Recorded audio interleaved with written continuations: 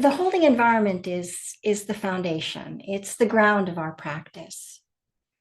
Now, the holding environment creates a home base, a starting point out of which the whole of the practice flows and grows.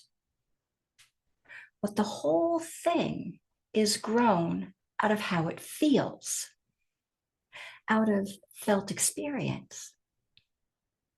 The holding environment has a particular feel, a feeling of homecoming, of welcoming, of feeling at home, comfortable in our skin.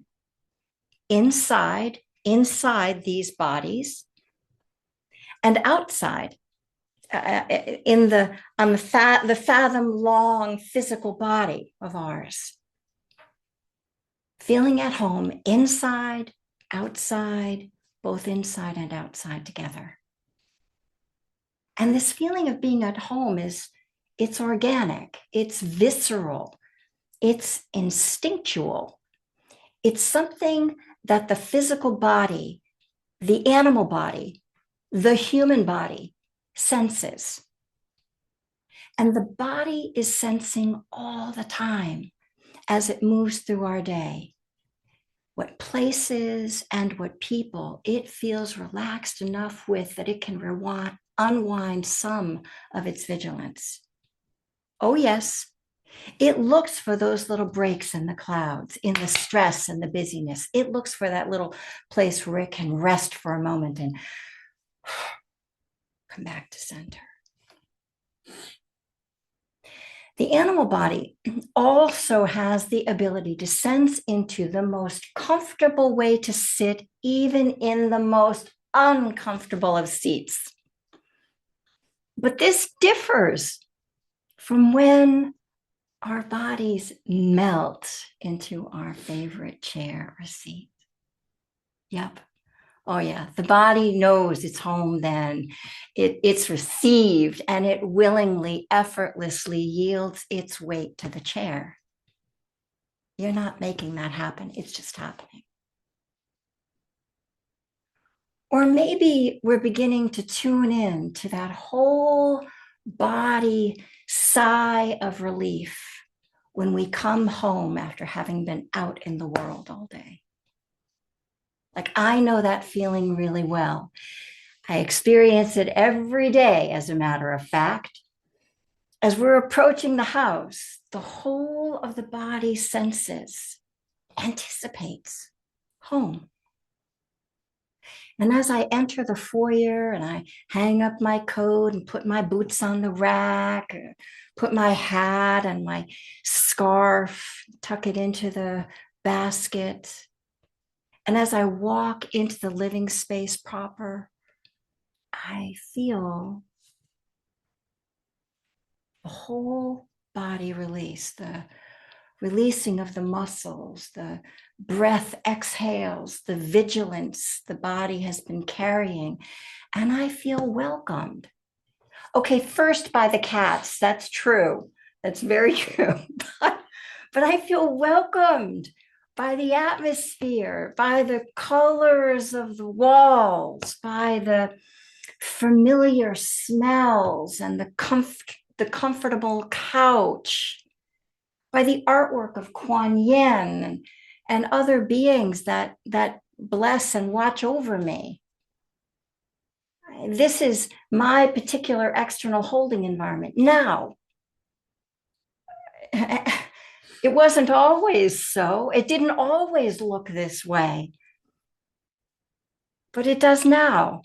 And it's a far cry from when I was younger, from when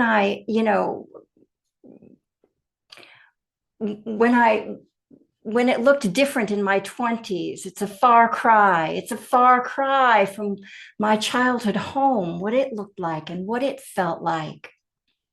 I mean, don't get me wrong, my childhood home was lovely, it was beautiful, but it wasn't my taste.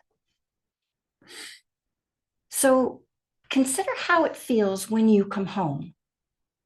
When you walk into your home, does it provide a sense of welcoming, accepting you just as you are, however you are? Does the space hold you? We want it to. We need it to. So what else? Is there anything else that could further support that feeling for you? Play with that as a living question. The human body is also it keenly senses the people, the animals, the creatures, even the plants it feels most comfortable with. No denying that internal feeling. And the people may or may not be family members, but many of us have grown our own family of friends with whom we feel at home. So what does it feel like to be in their presence, to be in their company? Can you remember? Close your eyes for a moment, just for a moment. Close your eyes and see if you can bring to mind a situation or a setting of maybe one person or a couple people that you feel really at home with. The usual setting where you see them. And keep breathing and drop into the body. What does it feel like inside when you're with them in your body?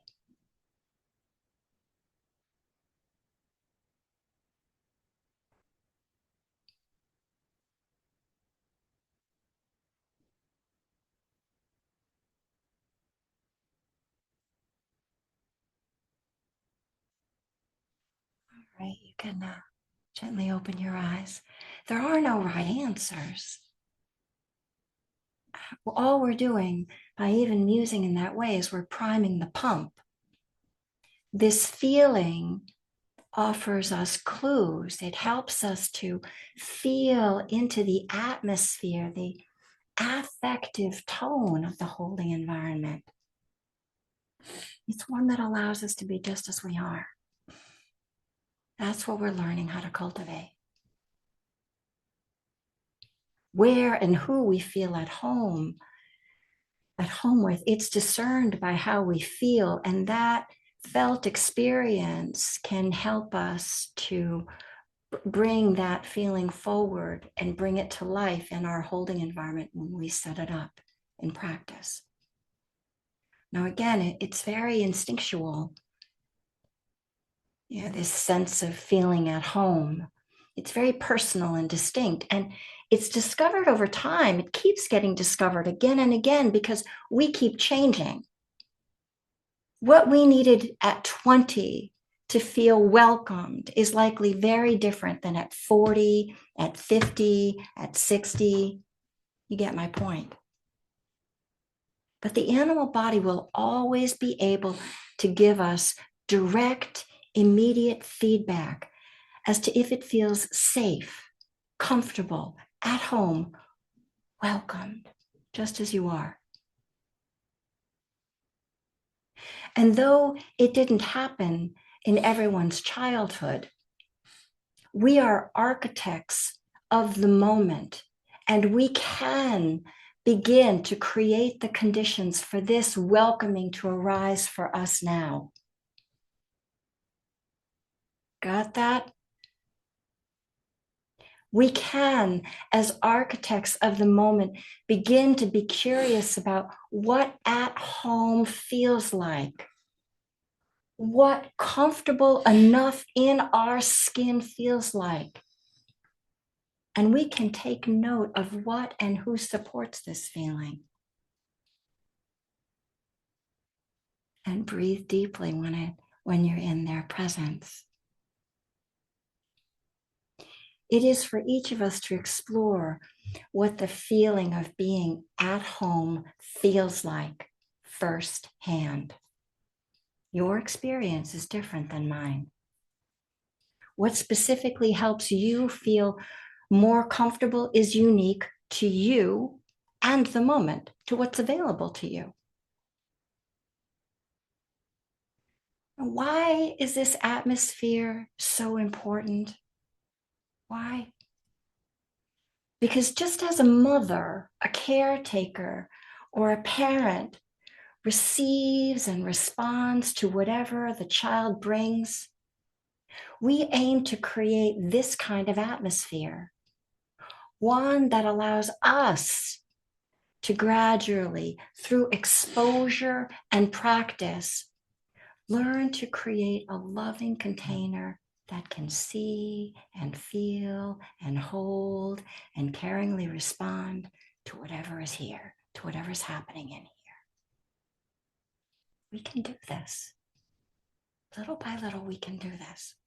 We can learn to create a welcoming atmosphere inside that will welcome whatever arises. This is for our welfare and for the welfare of all the beings that we encounter. All right. Thank you for your kind attention.